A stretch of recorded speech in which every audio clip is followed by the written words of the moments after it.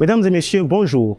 Si la beauté d'une ville peut s'identifier par son architecture, il n'en demeure pas moins évident donc que l'architecte est un maillon très essentiel du développement de nos sociétés.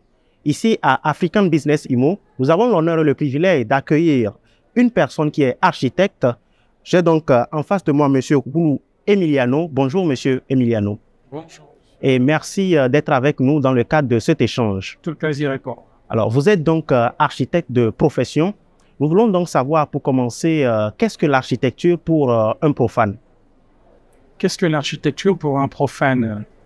Je suis tenté de dire, c'est la science qui s'occupe des espaces bâtis. Donc, c'est la conception d'un bâtiment pour faire court. Ce n'est pas que ça va au-delà de ça. L'architecte n'est pas qu'un simple concepteur. En fait, c'est une matière pluridisciplinaire.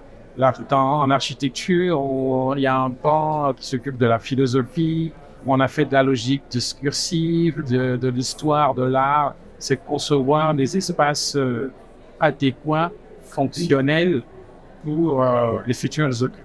D'accord. Donc, en fait, l'architecture, pour nous, c'est du beau, c'est de l'agréable également à l'œil.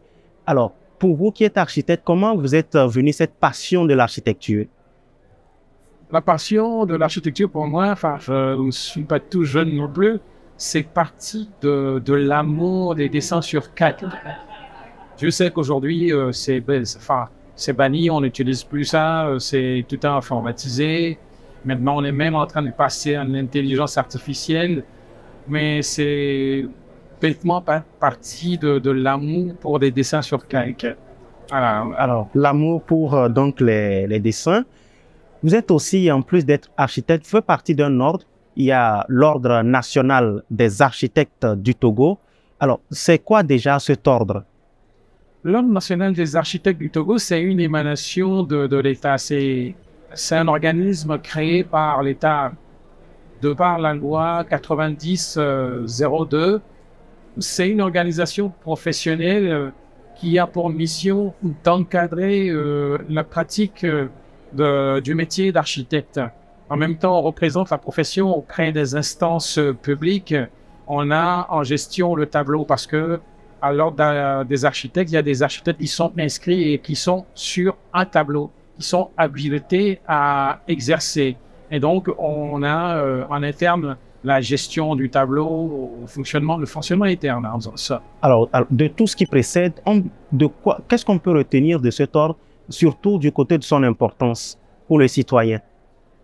Ce qui revient, l'importance de l'ordre, c'est de par le côté utilité publique de l'architecture.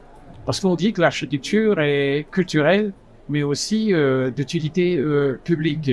Donc, voilà. Alors, de tout ce qui précède, est-ce qu'on peut retenir que l'ordre, c'est une sorte de gendarme de l'architecture au Togo? Je ne parlerai pas en termes de gendarme, mais ça peut constituer un paravent parce que il y a des règles à respecter à partir du moment où l'ordre s'implique dans la pratique du métier et l'encadre. Oui, je peux vous l'accorder.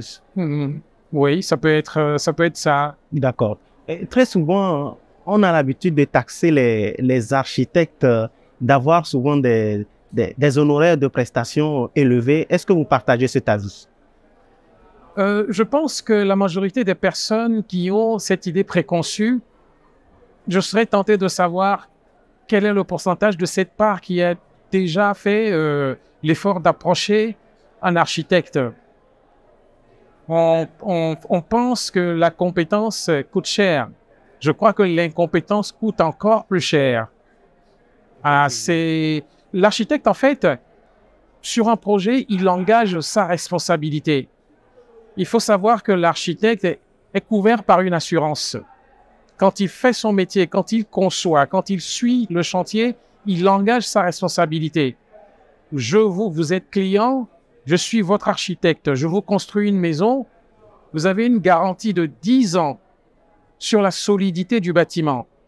Si il survient un désordre, vous avez la possibilité de m'attaquer et mon assurance, parce que je dois être assuré en tant que professionnel, mon assurance intervient pour réparer les dégâts.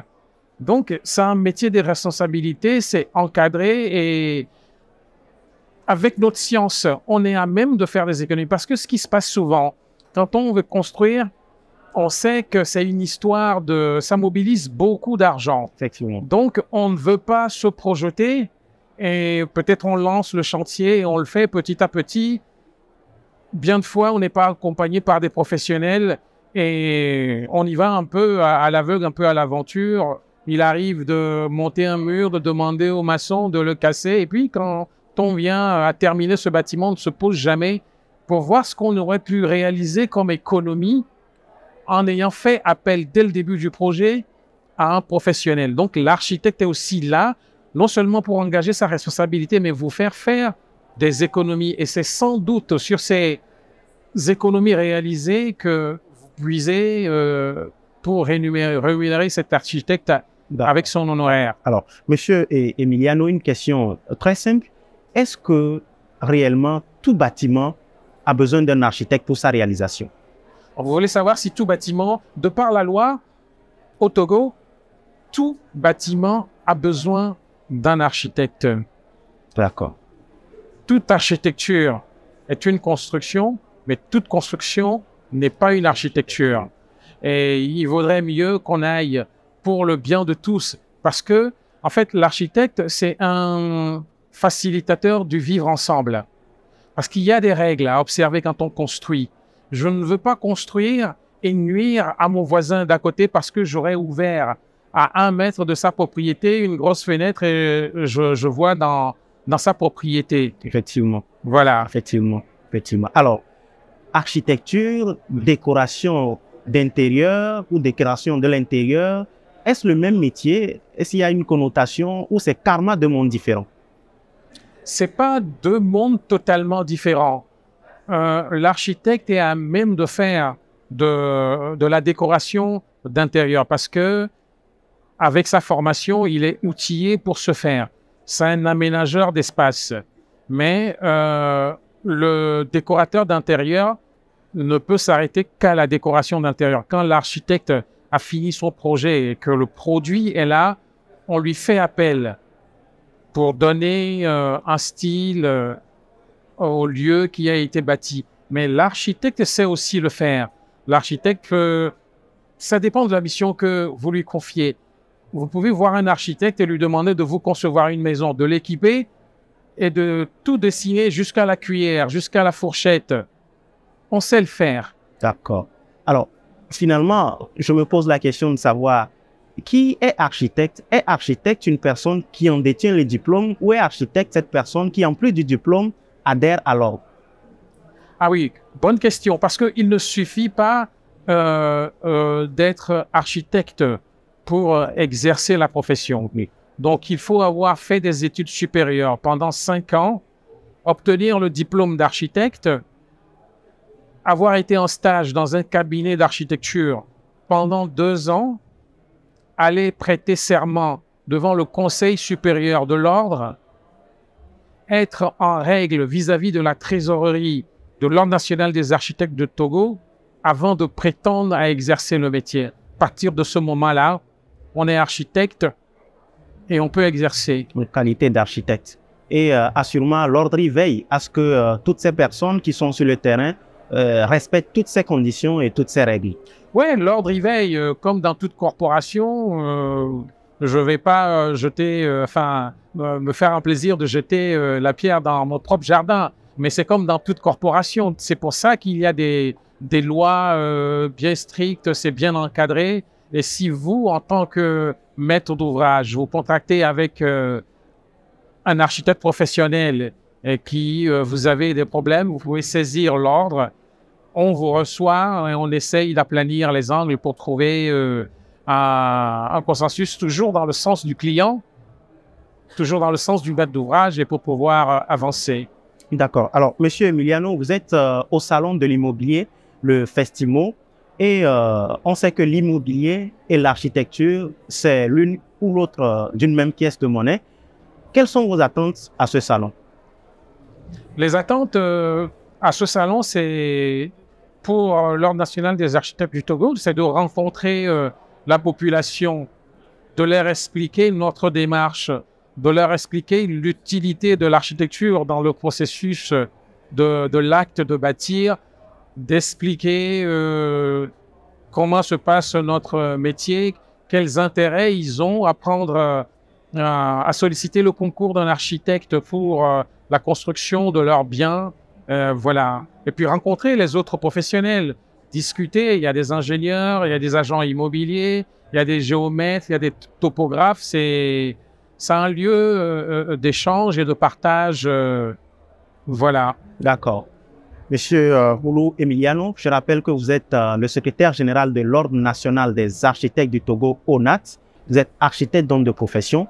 Pouvez-vous nous parler un tout petit peu de votre parcours? Bien, merci, avec plaisir. J'ai fait un bac génie civil au lycée technique de Sokodé. Suite à ça, j'ai eu un parcours un peu aventureux. J'ai été inscrit en faculté de gestion à Lomé pendant 2 ans. Et puis après, je n'avais qu'une envie, c'est de partir parce que il faut savoir qu'il y a une école d'architecture interrégionale au Togo et l'admission se fait sur concours. Je l'ai essayé quand j'étais en terminale. J'ai pas réussi. Donc, j'ai été obligé de m'inscrire en faculté de gestion en attendant de pouvoir partir. Et puis, à la faveur d'une inscription dans une école d'architecture en France, je suis parti. Donc, j'ai étudié l'architecture dans une école à Lille, au nord de la France. Je suis sorti architecte DPLG. Le cycle DPLG veut dire diplômé par le gouvernement. Et suite à ça, je me suis installé en tant qu'architecte libéral. Non, d'abord, dans un premier temps, en France, j'ai été diplômé en 2002. Ah. Donc, au sortir de ce diplôme, j'ai prospecté pour trouver un emploi sur Paris. J'ai rencontré un monsieur qui voulait collaborer avec moi à la condition que j'ouvre mon cabinet. Je m'y attendais pas. Donc, au sortir de cet entretien, j'ai ouvert mon cabinet et j'ai travaillé en tant qu'architecte libéral en France jusqu'en 2015. J'ai essentiellement œuvré dans la mise aux normes et rénovation des établissements hôteliers. J'ai pratiquement une centaine d'adresses à mon actif qui ont été mises aux normes et rénovées. Et puis en 2015, j'ai ressenti le besoin, parce que ça a toujours été dans un coin de ma tête, de regagner mon pays natal. Alors, et pourquoi ce déclic de revenir alors que, vous le disiez très bien, en France, vous étiez en train de faire la plus belle des carrières, vous étiez pratiquement au sommet également de votre carrière, vous avez des marchés. Et pourquoi cette envie de revenir? Bon, enfin, c'est gentil de dire que j'étais au sommet, enfin, bref. Revenir, pour moi, c'est un sacerdoce. C'était déjà dans un coin de ma tête quand je suis parti à l'étranger, qui plus est en France. Moi, j'ai prospéré en France avec à l'esprit que dans ce pays qui est la France, je ne vais pas jeter le bébé avec l'eau du bain, mais moi, j'ai des réalités qui sont ancrées en moi. J'ai prospéré dans un pays où la société protectrice des animaux a été créée avant l'abolition de l'esclavage. C'est-à-dire, pendant que dans ce pays, des Noirs étaient tenus en esclavage, il y avait une société protectrice des animaux. Il y avait des droits, on reconnaissait des droits aux animaux qu'on ne reconnaissait pas aux êtres noirs. Donc, il y a des effluves de ce système qui sont restés. Et j'avais l'impression d'avoir fait le tour de la chose. Quand on me posait des questions à l'époque, je demandais aux personnes qui me posaient la question, vous descendez en bas de votre immeuble. Vous avez 2 cabinets d'architecture. L'un géré par un Français, l'autre géré par un Français mais d'origine africaine. par réflexe, vous allez voir lequel. Ils iront tous vers le blanc. J'ai fait l'expérience dans mon cabinet. Il m'est arrivé d'avoir des stagiaires caucasiens, blancs. Et quand on arrivait sur des chantiers, parce que mon stagiaire est blanc, c'est lui qu'on saluait. Bonjour, monsieur l'architecte. Oh là là. Avant qu'il ne rétorque, non, c'est pas moi l'architecte, je suis son stagiaire. C'est monsieur Ounou l'architecte. Donc, je m'étais préparé à ça. Et puis, j'avais envie de faire des choses, d'apporter ma pierre à l'édifice. Fût-elle modeste. Ici, on a beaucoup de choses à faire. Et donc, je voulais aussi apporter ma pierre à l'édifice. C'est ça qui a fait que, en 2015, j'ai fait mes valises. Et vous êtes rentré à... Et je les ai déposées à Lomé. Donc, ça fait une huitaine d'années que je suis là. Je continue à travailler de l'autre côté également. Je suis sur les deux bords. D'accord. Alors, en 2015, vous êtes donc revenu ici à Lomé. Vous faites pratiquement une dizaine d'années ici à Lomé. Comment est-ce que vous trouvez l'environnement architectural, le domaine de l'architecture au Togo? Est-ce que le marché auquel vous y attendez en venant ici à Lomé au Togo, vous le remarquez ainsi? Il y a toujours quelques désillusions parce que c'est comme partout, il y a des codes, des modes de fonctionnement, mais j'ai été très bien accueilli par mes confrères quand je suis arrivé. Au bout de 2-3 ans, je faisais déjà partie j'étais membre actif du Conseil supérieur de l'ordre. C'est vous dire la confiance qu'ils m'ont témoigné et les bras qui m'ont ouvert. Mais il y a toujours des désillusions, les modes de fonctionnement, les réflexes ne sont pas les mêmes. Mais si je peux émettre un vœu, c'est que on a à Lomé une école interrégionale qui forme des architectes. Et quand on parcourt le paysage urbain, il est temps que ça se ressente. Il est temps que ça se ressente parce que j'ai pour habitude de dire que le paysage urbain est façonné par des maisons individuelles d'habitation. Et ce marché échappe pour plusieurs raisons. On les a évoquées tout à l'heure, aux architectes. Parce que les gens se posent des questions qui sont récurrentes et auxquelles on essaye toujours d'apporter des réponses. Est-ce que mon projet va intéresser un architecte? Est-ce que j'ai les moyens de les consulter? Quelle est la plus-value quand je vais consulter un architecte? Voilà, tout ça, ça fait que les gens n'ont pas immédiatement le réflexe d'approcher un architecte. Il faut que ça se fasse de plus en plus. Mais bon, le contexte ici, il est comme ailleurs, mais avec quelques particularités. D'accord. Et récemment, nous avons pu constater une sortie de l'ONAT, de l'Ordre national des architectes du Togo, qui a fait une tournée à travers le pays. Alors, peut-être une dernière question, Monsieur Emiliano. Est-ce que vous pensez réellement que l'architecture a de l'avenir sur la terre de nos aïeux? Si je pense que l'architecture a de l'avenir sur la terre de nos aïeux, bien heureusement, parce que s'il n'y en avait pas, d'abord, je ne serais pas là. Et si je venais de m'en convaincre au sortir de l'interview, je déposerai bilan et j'irai faire autre chose. Forcément, parce que l'architecture, c'est quoi? C'est un métier qui irrigue tous les pans de notre société. Ça concerne notre habitat, ça concerne nos espaces de vie et de travail, ça concerne l'environnement urbain, ça concerne notre approche par rapport à l'espace et au temps. Donc, c'est une discipline qui couvre tous les pans de la société. Il n'y a pas de société sans architecture. Il n'y a pas... l'architecture, c'est un choix de société, excusez-moi. C'est un choix de société.